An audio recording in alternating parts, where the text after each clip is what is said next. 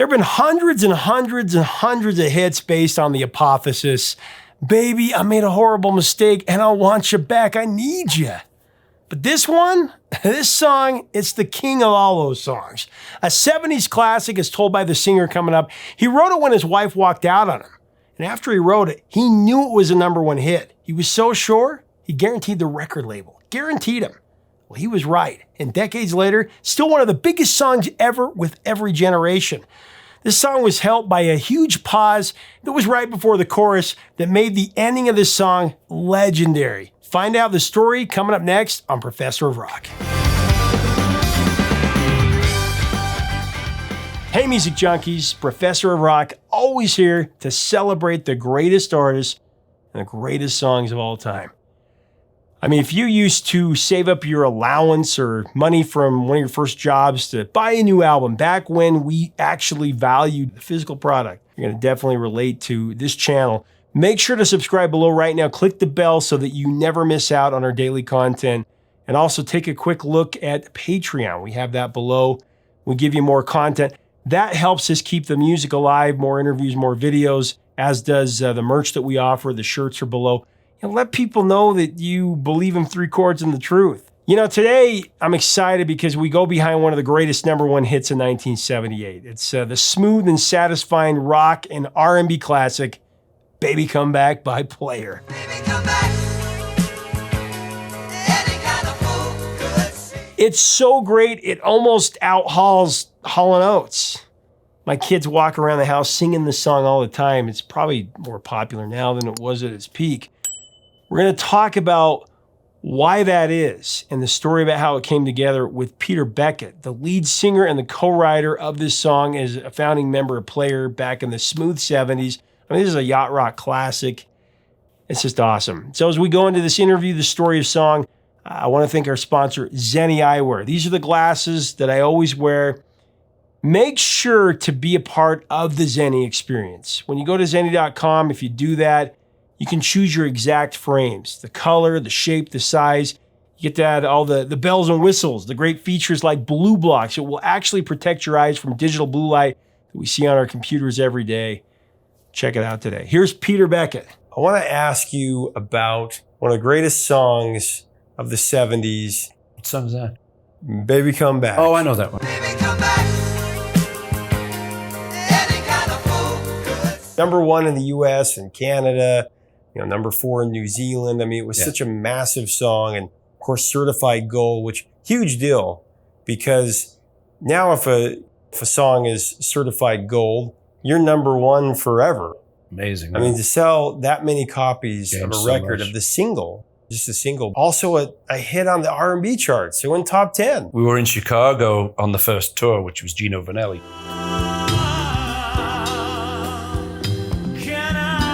We were invited to this radio station, and it was a black station, you know. It was and they had no idea. And we're doing an interview. These 4 little white guys come bopping in, you know, and they're all going, "Oh my God!" They thought we were a black band because of the sound and the name too, you know. Player. How did that song first come to you, and what was the inspiration? And let's go through that because I really want to get. Well, the first bunch of songs with Crowley, we were hawking them around. We had a little trio with Reed at the time, and we were going to people's offices with acoustic guitars and trying to get a deal, basically trying to get people interested. And we didn't have much luck. And then Crowley and I got together. I used to live in the Valentino building on Highland there. Mm-hmm. It's very old. It's from the 20s, and it's ornate place, really cool place. And we were in my apartment there, having a glass of wine in the afternoon and playing our acoustics. And he had this chord, which was actually like an A flat with a B flat bass, which I didn't even know how to play. I'd never seen this chord. And he's just playing this chord. Now, that's a really interesting chord. And he showed me how to play it. And then he starts going from that to the G minor. And it was like, dun, dun, dun, dun, dun, dun, dun.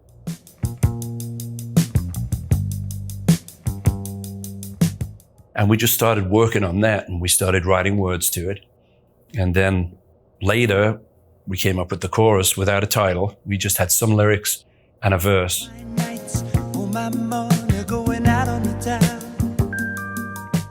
And next afternoon, overnight, I was trying to think of a chorus line, and it was this chord. It was like blam, and I thought it's got to be like a trumpet. Trumpet. It's got to go dan-dan-dan-dan.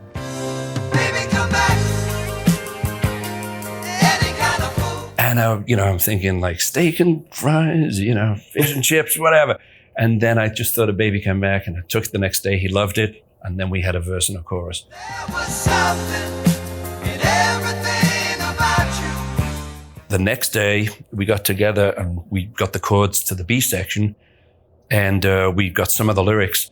And I thought, wouldn't it be great if at the end of this B section, we did like a Righteous Brothers thing, where the high-low voice thing, You lost that love feeling. And it was supposed to just end like, nothing left for me. And that would have been it, And then he did the low part, I did the high part. Nothing left for me. Nothing left for me. Bobby Hatfield. Yes.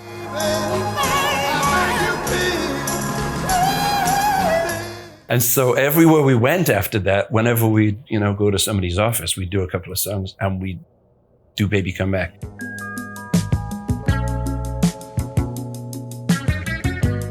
And I'm telling you, it'd be like, mouths would drop and we knew we had something. Undeniable. And then Reed's wife got us into Dennis Lambert and Brian Potter. They had the Haven label at the time, and they recorded some of our songs. And when we did Baby Come Back, they said, we need to get this on a bigger label. And they took us to Al Corey at Stigwood's RSO, and he just signed it like that. Boom, And we were rehearsing in a place called Rats. This is a good story. We're in Rats. And the name suited it perfectly, Scruffy dump in Studio City. We're practicing to get a little set together. And the single was out, been out a few weeks, and our manager, Paul Palmer, came running into the rehearsal. And this was the most exciting moment, apart from my son being born, of my life. And it was nothing huge. He said, guys, you're number 80 on Billboard with a bullet. 80, and we just went crazy. What? We're on Billboard. Yeah. More exciting than when it hit number 1, I think. Wow. Yeah. Because you guys actually kicked one of your label mates out of the number 1 spot. The Bee Gees were at number 1. How Deep Is Your Love? Yep. How Deep Is Your Love? Yeah. How deep is your love? Is your love? How deep is your Thing about that song is, like you said, it's undeniable. But that bass line coming in, and then of course the dun-dun-dun-dun-dun. It's got so many hooks in it, but when you were writing it, I have to ask you about this because it's such a powerful lyric and such a powerful vocal there. I mean, it's a feel song. Like, you can tell that the person that wrote this and singing it is going through something really major. I mean, it's heart-wrenching. It's one of those songs that you're opening up your soul and just letting it all out. The tour I just told you about, the Alex Harvey thing in England, was a month long. And I had a little apartment in Beverly Hills with my wife who'd come over from England. And we did that tour. And I came home and there was nobody there. Wow. There was nobody there, and I never saw her again. And even though we hadn't been getting on that great, when something like that happens to you, it puts a hole in you, And that's where I drew it from. And Crowley had a similar situation happen to him. Even the lyric, like, all day long wearing a mask of false bravado. I love that. It's such a great, it's poetry. All day long, wearing a mask of false bravado. Even now when you're singing it, you probably go back to that feeling in some way. You can't teach somebody how to sing that or to write those words for it to come out and be real and be so real to everybody that's heard it since then. Yeah. Because everybody's gone through that. And it's definitely been one of those touchstone songs that you hold on to say when you're going through it. Well, like you say, it's a real song, a real emotion. And so it touches people. A lot of people go through that same thing and they adhere to the song because of the content. The opening, the bass line. Do you remember where that came from? Of you saying, well, this is how we're going to start it? Because it's again, so iconic that those first 10 seconds. It just grabs you. Well, I prefer to think it's the riff I played. Oh, wah, wah, wah, wah.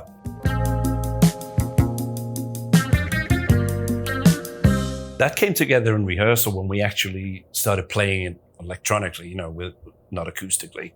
And everybody came up with their own part. Well, I think what it is when you hear music in pieces, it really, the mind grabs onto that. So if it would have all come in all at the same time, I don't know if it would have had the same impact, because when you hear the bass, you hear that, then you start to hear a little bit of percussion, you hear your guitar line, you hear when you hear those distinct parts, it picks up, oh, that, and then your mind's just like, okay, once you get to the chorus, it's over. Baby, come back. The verse leading into that amazing chorus, recording that harmony, how did you guys do that? What was the idea of putting those together? The 3-part harmony? Yeah. Well, that's all we did. Every song we did had 3-part harmony in the chorus, as did everybody else at the time, Crosby, Stills, everybody. When you see the Southern Cross for the first time. The 3-part harmony was the music of the 70s, basically. Oh, yeah. Little River Band, everybody. Hurry, don't be late. I can hardly wait. We had the chorus melody, and it lent itself to 3-part harmony really well. And those were the 3 harmony. So it worked. About you. Baby, come back. Well, that chorus, when you say, baby, come back, and you say your nuances with the vocal, because it's different every time. Come back.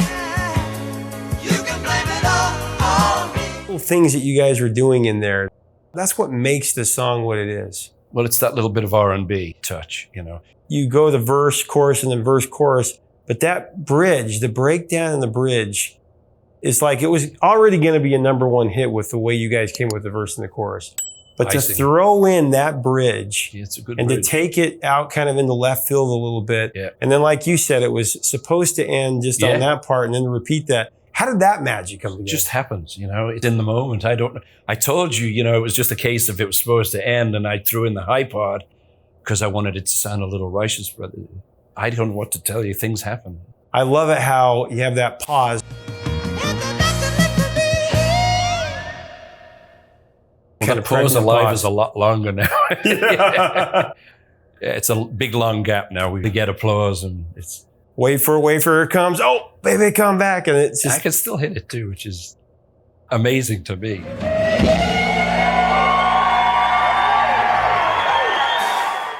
The guitar part, though, the single is one thing, but the album cut is actually extended, and I love the guitar part on that.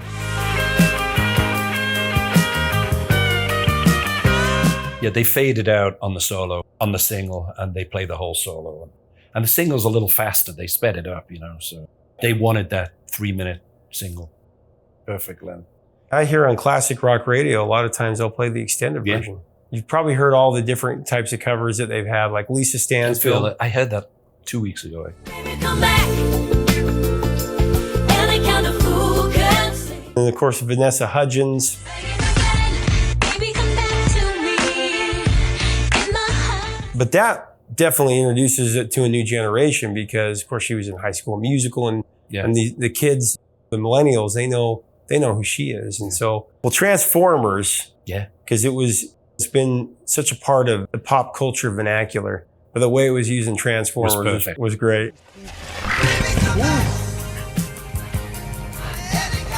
Yeah, I did a thing for Brady Come Back. Brady, come back. They could win with Jimmy. I love that. Colin Cowherd. This is funny. When the guy called me and asked me if I'd do it, he said, is there anything I can do for you? I mean, it only took me 10 seconds to do it, send it to him. And he said, is there anything I can do for you? You need tickets to anything? And I went, nah, not really. I don't really have that much time. And my wife is like throwing things at me, saying, get some tickets. And we ended up, he got us 4 tickets to the Dodgers, one of the playoff games in the club. We were like second row on the field. Wow. Took the kids, and they ate about 100 Dodger dogs and stuff. It was really, really great night. Swiffer, the Swiffer jet commercial. There was Swiffer. Swiffer was very lucrative. It ran for several years. Baby, come back. They had that whole thing. They had Heart. I think they had a whole bunch of Yeah, people. they did. I think Mickey Thomas did one. And that was great. And on the tail of that, I don't know, Americans know, but we got a Toyota commercial in Australia. That actual commercial won awards. It was amazing.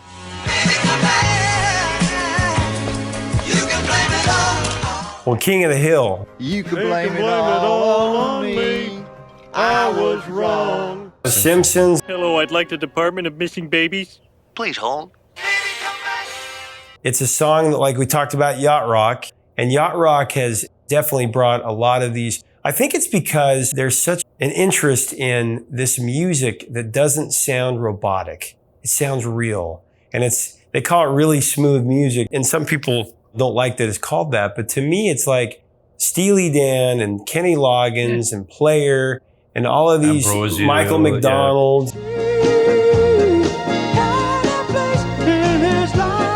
It was hitting that note and having everything be in its proper place. And there's nothing wrong with that. That's an amazing thing to create a pop It's very organic masterpiece. too, you know. Acoustic guitars, 3-part harmonies. It's before the machines took over, basically. Right. The 70s, yeah. And the yacht rock thing, as you said, has really given everything a resurgence. It's fantastic. It's lifted all I'm that getting music. A lot more gigs, a lot more work. But you know where that came from. The whole yacht. It was that TV series. It was an internet series. Yeah. Did you ever see it? I did. I've watched every it's episode. Fantastic. It's great. Let's set sail. I met the guys at a gig. But this band from Atlanta, Yacht Rock Review, good friends.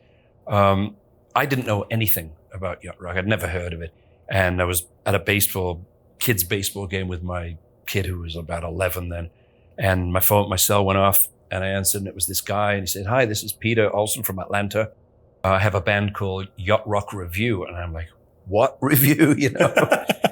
And he explained to me what it was. And he do a 70s review. We do all the hits from the 70s, everybody. Hall & Oates, every hit you've ever heard. So every song in our set is a hit. And we've started to bring guest artists who actually did the songs and integrate them into the show. And I didn't know what to expect, you know, truthfully. And I went down and it was in this parking lot with tents and this was the first one I did. There were about 3,000 people there, half of them in sailors' caps, you know, and all drinking away and, you know, singing all the words with the songs. And I was blown away. I thought, wow, this is like a movement, you know? Somebody's only light gonna shine tonight. But I once asked somebody, one of the guys in the Yacht Rock Review, I said, "What does it mean?" And he said, "Well, the kids today have this visual of all the musicians, all the guys from these bands, all having like a yacht in Marina del Rey and sailing up the coast in Malibu, drinking Chardonnay and writing songs with an acoustic guitar, hair blowing in the wind, you know." This was the vision. This was like yacht rock. Oh, here she comes. She'll chew you up. Well, a lot of yacht rock, it's funny because a lot of it is about seafaring or sailing or whatever. Player, Baby Come Back, it doesn't say anything about that. No, it doesn't. But it's a really smooth music. I think people should embrace it because it brings that music back, that late 70s, early 80s music that was so much about production and feeling. Yes. And the other line that I love about it is "How I Wish to God That You Were Here," the way you sing that. I wish to God that you were here. Now singing that song and playing that song, how is it different now than it was at the peak when it was at number one? Having done it so many different times, it probably even resonates more now, but what's it like to be able to see all the people that are singing every word with you and this meant so much to them and they do, yeah. and pass from generation to generation? Because it's a feeling, like I said, that everybody's had, and everybody's gone through that. And when you go through that, that's what heals you, is that music. I got a bra thrown at me a few years ago. Hadn't happened in a long time. And it was big too. It's true. In fact, I just sang the bridge like, "Nothing left for me." And as I hit the high note, this bra went flying, almost took my eye out. It was really funny. It's on film. It's on YouTube. And I picked it up and swung it around. Baby, come back. There's this interesting story. When we'd written it and we were being shown at SIR. We did a showcase and they invited a bunch of, one of which was Al Corey. They invited a whole bunch of producers and stuff. And we did a little set. We did about 4 songs. And this is true. We'd never performed it electronically. We'd always done it acoustically. And this was with a full band. And there's all these people in the room and we did the first 3 songs. And I don't know what came over me. I just had this weird feeling, you know. And I walked up to the mic and I said, this is a song. This is going to be our first #1 record. It's called Baby Come Back. And I started singing it and it was like, you know, it felt just magical and you could just feel the whole thing in the room. It was something special.